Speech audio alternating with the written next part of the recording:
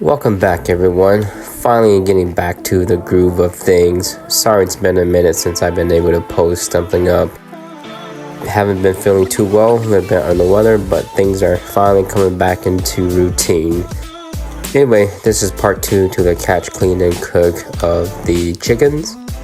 And this recipe is fairly simple. Depending on how many people you want to cook for, that'll be the amount of chickens you want to use.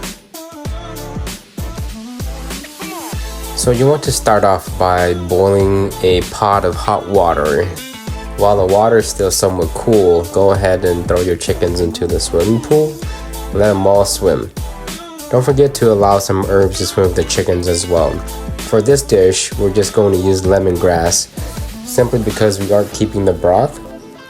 If you want to keep the broth, there are some other herbs you want to allow to swim with the chickens, but we'll talk about that in another video. If you like chicken broth though, I suggest keeping the broth, and you can use that to make other dishes that you like. Whatever it is you want to use chicken broth for, this makes a delicious chicken broth.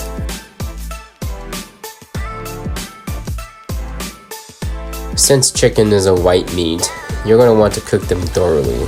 However, you also don't want to overcook them because the meat will be too soft at that point, and they're going to be falling off the bones, which is not what you want.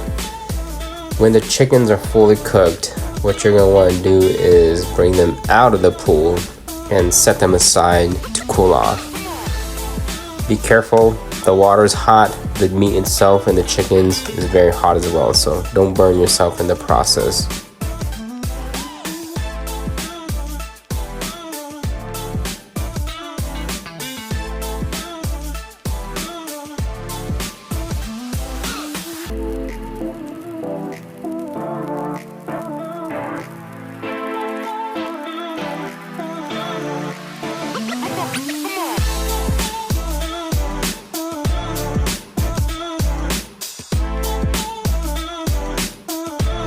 Here's the finished product, cooling off. And while I was cooking that, I was also making a side dish as well.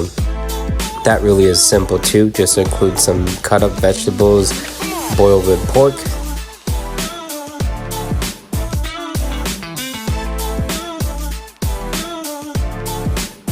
So back to the catch, clean, and cook part of it is once the chickens have cooled off, you're going to want to cut the chickens into smaller pieces. There is a strategy that I use, but you can obviously cut the chickens however you like. A good comparison is to cut them into fried chicken size pieces, or even slightly smaller than that would help with the ease of eating. I typically like to cut off the butt, cut off the neck, drop the wings, drop the thighs, and then once those are cut into small pieces, then you come back to focus on the breast and backbone and the rest of it. Once you have everything cut up, you're going to want to throw all of it into a large enough bowl where you can start to mix with the following spices. First, you're going to need black pepper. Gives it a little bit of an edge, and then you're going to add some salt depending on your taste buds, however salty you like the food.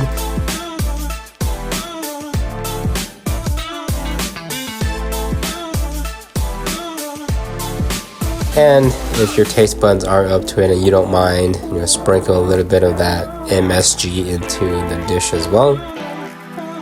Once you have that completely done, what you're going to do is mix it all up and make sure all of those seasoning mixes evenly with all the meat. Taste as you go. Once that is done, you're pretty much ready to eat. If you have a side of pepper or a side of sticky rice, make sure to add that to the kitchen table as well.